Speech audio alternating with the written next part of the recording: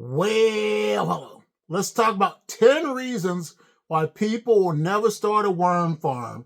And here they go in no particular order. Number one, they have a fear of worms. Their phobia is worms. They think worms are ugly. They don't like how they move. They look disgusting when they become worm jerky on the ground outside when you see them. They think it's gross when birds eat worms. But let me tell you something. I did a live stream with a person, a female, that had a fear of worms. She got over her fear and was able to have a successful worm farming business. So that video will be in the pinned comment, so check that out. And if you have a fear of worms and have gotten over it, please add that to the comments box as well. Number two, they have a fear of worms escaping. Now, don't get me wrong, worms can escape if the habitat is not good for them. But my job is to help you be successful with your worms escaping.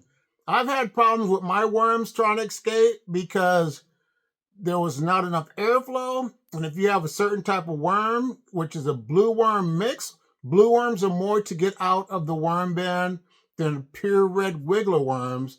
But once I was able to problem solve with the help from another YouTube friend, I was able to eliminate that problem, and that prevented my worms from escaping the worm bin.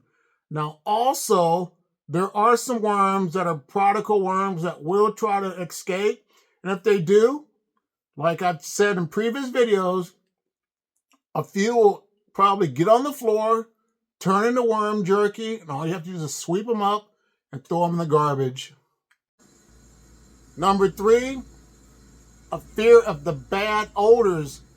Yes, worm bins can get bad odors, but if you put certain foods in there, that will cause bad odors. But if you put the correct foods in there and the correct mixtures of browns, such as leaves, which I don't use, shredded newspaper and cardboard, that will help and reduce and eliminate the smell in a worm bin. Because if your worm bin is running great, it's going to smell earthy and have a nice smell when you open it up to check on your worms. Number four, concern of certain pests in your worm bins. And the main pest that you can get in your worm bin is fruit flies. But to prevent that from happening, always bury your food scraps. There's other traps and things that you can make. Other people have experienced mites, springtails, roly-polies, slugs, and other things that have gotten into the worm bins. And also people have experienced mice. But my biggest pest that I've ever had in my worm bin was fruit flies, and I figured out how to get rid of those pesky fruit flies. So if you listen to me, watch my videos, and watch other YouTube videos from other creators, you will learn ways to make your bin run successful without having any pests in it. Number five, people are worried about limited spacing. That's true that there can be limited spacing, but there's never an excuse not to have, worm bin going. Because look right behind my shoulder. This is the worm bucket. It's a good system. It's convenient. You can get 250 worms in there, and it can multiply up to like maybe 500 to 750 worms. And this bad boy, you can stick it underneath your kitchen sink, and nobody would even know it's in your house. And that would give you the opportunity to start composting your food scraps. So no matter where you live, an apartment, a trailer, a pop-up tent, you have the potential to start a worm farm, even if you have to get the worm bucket. Number six is the lack of knowledge. And before I started worm farming, I knew nothing about worm farms. I started watching other YouTube videos. I started reading books, the book Worms Eat My Garbage.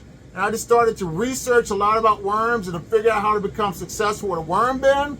So start educating yourself, watch videos, and you'll have no problems learning how to raise worms successfully.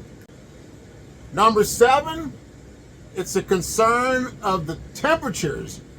Now, with worms, if you can keep these bad boys within the range of 70 to 80 degrees, you're going to be fine.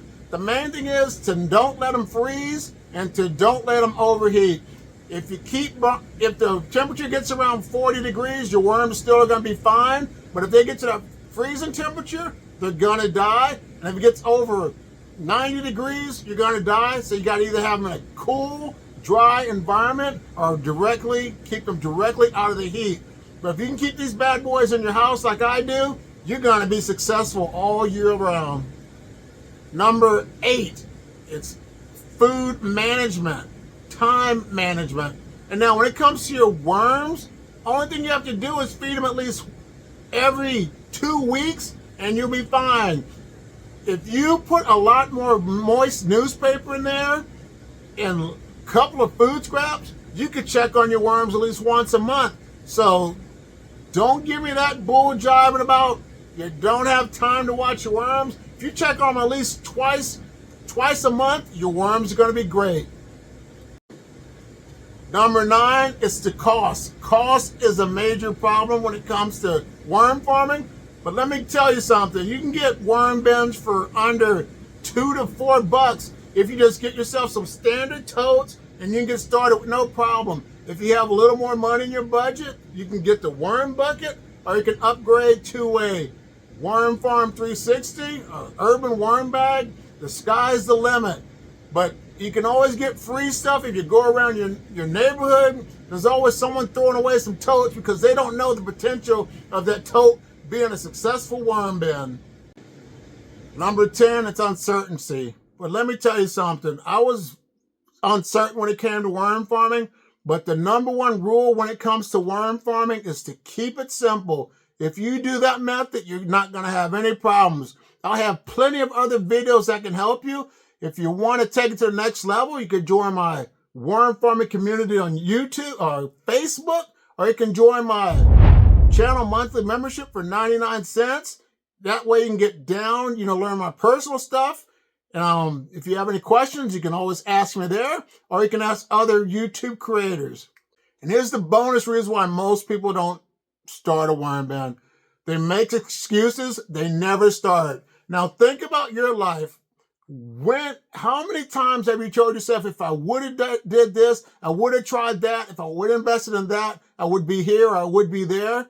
And I've done that a lot, and I try not to do that anymore. So if you're going to start a worm bin, start it today. Start anything today that you want to better your life in, because you're going to miss the opportunity to ever know if you're successful in life. And now when it comes to this top 10 list of the things that went down, this bin here was just something I made out of this protein shake container. It has worms in it. It's small. Worms can't get out. There's no odor in it. It's a really good system. I could hide this underneath my sink. If I was crazy enough, I'd put it underneath my bed. My wife would never know, but now she would know because she probably would watch this video.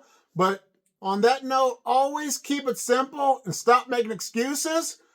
So, like I said, if you like what you're hearing from me, give this video a like, subscribe to my channel.